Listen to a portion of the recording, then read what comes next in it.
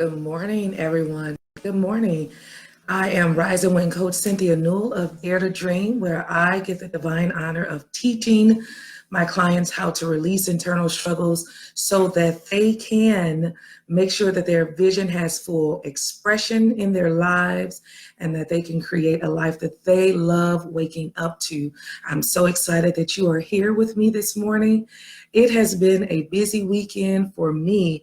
I was able to go share poetry with some children that were in the St. Vincent's orphanage and preached an empowering message at Bethesda Temple Alton yesterday titled Arise and Go. So I am a little tired today, but nevertheless, I wanted to honor my word and come here today to share a tip that's going to help you with releasing internal struggles, so that you can walk in newness, so that you can enjoy the life that you wake up to every day. That's my only goal as Rise and Win Coach here at Dare to Dream, is to support you with this. And so I want to thank you for taking time to be here this morning. And for those of you who are watching the replay, I'm so glad that you're here. I'm going to put my phone on silent so I don't get any oops, that's not what I meant to do. So I don't get interrupted while we're doing our broadcast. But welcome, welcome, welcome. I think this has been like week 5 since I've been doing the Rise and Win tips. And my only goal here is to support you through the lessons that I have learned in life that have helped me to, I want to make sure I'm looking at the camera, but that have helped me to grow, that have helped me to develop into the woman of God that I am, the influencer that I am. And, for women, this is for you, visionary women who have lives outside of your vision. Maybe you're married, maybe you work a full-time job, maybe you're a mother, or you take care of an elderly parent. I don't want you to lose sight of your vision and feel as though you have to give up that vision that God has put inside of you because of all of these other elements of your life. You can give voice to your vision and make sure that it has full expression in your life. I do it, and what qualifies me to do what I'm doing here today is over, I would say maybe 10 years ago, God had given me this vision and showed me and several other people of me ministering and talking to women across the globe. And, at that time where I was emotionally and how I felt about myself, I didn't think that was something that I can do. A lot of times when I would get up, I would forget what I was supposed to say. Of course, I didn't feel comfortable being in front of people because of those thoughts that played in my mind about what I look like, what I should look like, who I'm supposed to be. And God took me on a journey, and so maybe about 2 years after receiving that vision and that prophetic word, I aligned myself with it and I started saying, okay, well, maybe this is possible. I had worked at a Fortune 100 company and got myself promoted up into upper management. And that's when I began to really coach and mentor and develop, other individuals. And I started to see the possibilities. And from there, God began to build my resilience muscle, and he began to impart in me wisdom that was beyond my years, at the time, but life still continued. And so we fast forward to now, having been diagnosed with colon cancer, having had a child at 39 that I did not plan on having suffered 2 miscarriages, being homeless, being divorced, to remarry, having teenagers, a teenage pregnancy. I never lost sight of the vision and the promise that God had given to me. And so here I am today with you, encouraging you, empowering you, hopefully inspiring you to never let go of the vision that God has given you. And along the way, we have those internal conflicts as moms. You may wrestle with guilt, wanting to devote time to maybe that book that you're writing and you have to steal away from the kids for a little bit, or, a speaker, you have to travel travel and you're not as home as much, and the kids may not get those home cooked meals. But I want you to know that that doesn't make you a poor mother. It doesn't mean that you don't love your children. And so my goal here is to support you with releasing those internal conflicts and helping you maximize your life and the time that you have, so that you don't feel last and you don't feel lost in your life. Okay, so today I'm going to be talking about a rise and win tip that I'm going to be sharing is about taking ownership. It requires a level of maturity to take ownership of your life. You know, it's very easy to blame other people for how things are turning out in your lives. But when you take ownership of your time, how you're using your energy, your focus, how you use your financial resources, then can you only see that you are truly in the driver's seat, and you dictate, you know, really a lot of how your life is going to go. So this lesson came about in a very interesting way. My grandson, if anybody have been following me for quite some time, you know I love my little grandson, Carson. He's a mighty man of God at 4 years old. He's a great little guy. But he was living with me, you know, for quite some time. And during the course of him living with me, there was one particular day I was getting ready for an event. And from time to time, I wear contact lenses just to give my show my beautiful little eyes. And so we had 2 bathrooms in the house, and I had my contact lens solution and my contact lens case. They were in the bathroom, in the main bathroom that everyone primarily used. Thanks for joining. And so I had my contact lens case in the bathroom sitting on the sink. Hello, Miss Slate. Thank you for being here. It was nice to meet you yesterday at Bethesda Temple of Alton. I'm so honored to have you with me today. I won't be before you guys long, because I know Mondays are primarily busy days or whatever. But let me just share this. So I had my contact lens case and my solution on the sink, and you know, in my mind, it was going to be there when I needed it. And so my little grandson Carson, God bless his little heart. So I was getting ready for this event, and I went into the bathroom to start putting my contacts on. Welcome, Miss Shelley McMullen. I'm so glad that you're here. Thanks for joining us this morning. I went to put my contacts on, and when I opened up the case, my contacts were not there. And I was thinking, thank you. I was thinking like, oh my God, where are my contact lenses? You know, and God has gifted me with, some people call it intuition. Some people call it a prophetic gift. It's an inner knowing. And so my inner person said, Carson did something with your contact lenses. And so I'm like, oh my God. The sink didn't have the little thing that covered the drain. And so I'm thinking, you know, awesome. Thank you. It was an honor to meet you as well. And for sharing your story. You know, I look forward to seeing, you know, what God is going to do for you and through you, Miss Slade. So you be encouraged to keep walking the good walk of faith and trusting God every step of the way. So I said, you know, Carson, I knew Carson did something with my contact lenses. So I went and grabbed my grandson. I love him. And Carson has only had maybe one little butt whooping from me in all his 4 years of living. But I went and got Carson, and I said, Carson, brought him into the bathroom. I said, Carson, where are my contact lenses? What did you do with them? And Carson, he began to construct his little story. Well, Yaya, that's what he calls me, Yaya. They had this water in them, and so I poured them down the drain so I could clear out the water. And I said, you what? You poured my contact lenses down the drain? Well, yeah, they had this water in them. And I'm just like on 10. Now, the reason I'm on 10 and I'm very upset is because that was my last pair of contact lenses. It was time for me to see the eye doctor, to get some more. And those were the very last ones that I had.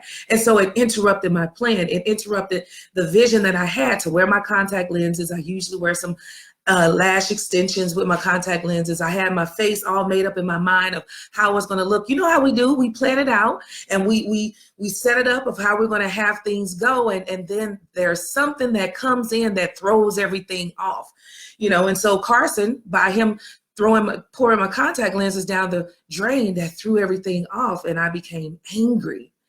And so I pointed my finger at Carson and I started to reprimand him, but the Holy Spirit convicted me and said, what role did you play in this? And so I told Carson, I said, I'll talk to you later, little boy. And I sent him on his little way, and I went and I sat in a little meditation closet. And sometimes we want to blame and point the finger at other people, but God showed me clearly the responsibility that I had in him throwing my contact lenses down the drain. And it's not something that you want to hear at that particular time because you're angry. You don't want to hear you was part of this problem. You want to hear and you want to play in your mind over and over what happened to you, but God began to deal with me and say, you have to accept ownership, take ownership for how you contributed to this experience that you're having. Let's look at Carson for a moment. And I invite you as I walk through this, and this is what God walked me through, as you think about those situations where maybe you're upset with a loved one, or maybe you've ended a relationship with someone, maybe you and somebody just can't see eye to eye, maybe something is just not quite going right in your life, and you can't understand, why do I keep repeating these same cycles? Why do the same thing keep happening? I want you to think about those situations as I walk through the steps that God had me walk through of taking ownership in the situation of my grandson throwing my contact lenses down the drain. So he said, look at Carson. Who is Carson? Carson is 4 years old. At the time, he was 3, actually. But when you look at a 3-year-old, they are curious. They want to know how things work. They want to see what's going to happen if I do this. And they get excited about stuff that they've never seen before. And so I would say to you, look at the context, look at the person that you're dealing with. See, we want to look at just bits and pieces of a thing, but we got to look at the whole thing. And a lot of times that emotion will jump out front first. But if we step back and we allow ourselves to just digress for just a minute, then we can think a lot clearer. So, initially anger, and I'm thinking to myself, I don't bother other people's stuff. I'm just looking at my notes here. I've told my grandson several times not to touch my stuff. And then I wanted to know, where was your mama? And I wanted to punish him. But then, like I said, God told me to step back and look. And so the first step in taking ownership, it means acknowledging the role that we play instead of solely focusing on outside factors. So in this instance, my role was I left my contact lenses out. I'm probably repeating stuff, but I'm just going back over my notes because I don't want to miss anything. I left my contact lenses out in an open area where I knew there was a curious, inquisitive 3-year-old in the house. I left myself wide open. Are you leaving yourself wide open for people that are not mentally capable of supporting you the way that you need to be supported? Are you leaving yourself open by going to people that are not emotionally fit to support or handle the things that you need emotional support with? Are you leaving yourself open by going to people that are not spiritually capable of supporting you in prayer or giving you a scripture? Do you go talk to people that do not have a relationship with God and is not going to give you any words of wisdom, but they're going to amp up you being a victim and somebody's doing something to you? How are you leaving yourself wide open? That's the first step of taking ownership, identifying how did I leave myself wide open and how can I stop? That's where the growth comes in. And so, with Carson, I didn't consider the possible outcomes because I was on autopilot. And a lot of times we're on autopilot. We're just moving in life. I was on autopilot. I didn't consider that he's running around. He may come in here to use the potty because he's being potty trained. And when he washes his hands, this orange and white case is going to entice him to open it up and see what's in here. So we have to assess the total picture, who we're dealing with, how they operate, the situation we're dealing with. Are they doing what they are capable of? Which that was what Carson was doing. And do we set ourselves up by expecting them to be capable of doing something different? So number 2 about taking ownership is taking ownership allows you to see the real truth and put things in perspective. So, when I sat down and I thought about it, I set this up and I have to take ownership. And what I did was I learned a very valuable lesson but not good enough, because let me tell you all what happened. So a few days later, I had left my contact lens solution on the sink. And moving in autopilot, I didn't think twice about it. I just left it out because I'm like, well, I don't have any contact lenses anymore. I didn't even think that far into it. As I think about it now, that's probably what was the driving force. But when I came into the bathroom, I see that my contact lens bottle is squares all up, giving all indications that it's empty. There's nothing in there. And instantly I knew Carson. And instantly it was just like, you know what? You just got to do better. You can't leave these things out because he's going to get to them. So taking ownership makes you more self-aware. Knowing the role that you play and how you attribute it to the situation, it gives you the chance to make a different decision so that you can have a better outcome. And so going forward, Carson and I, we had a conversation. I talked with him. And I thanked him. I thanked my grandson. It's not the most likely thing that someone would probably do in this situation because my life was interrupted. My plans were thrown off.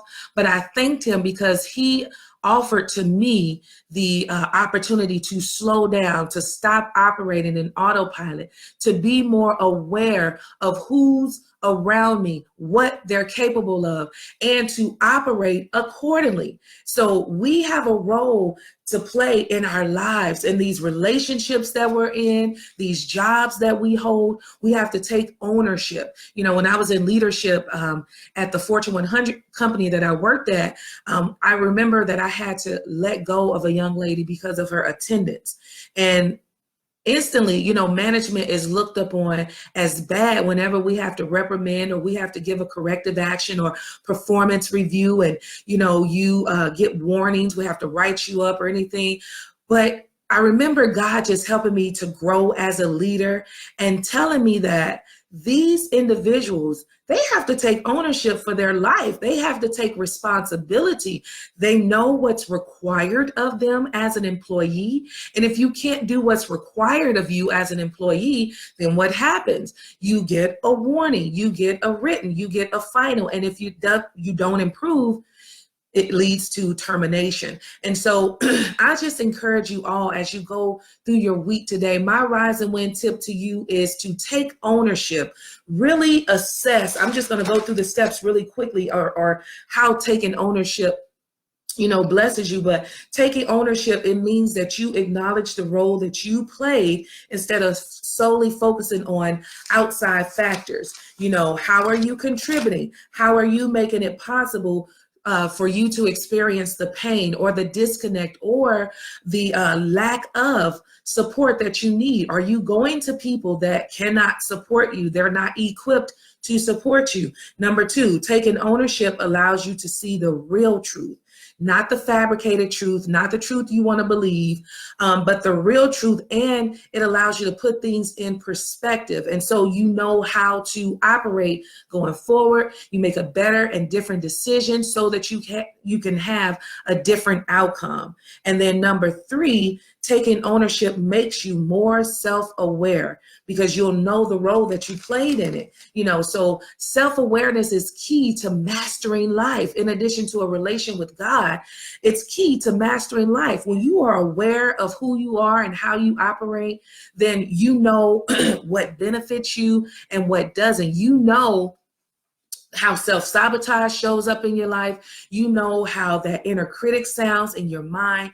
You know certain things. And so I encourage you to start taking ownership in your life, in your relationships, with your finances, in your health, in your businesses, on your jobs. Take ownership with your goals. Take ownership with how you view yourself.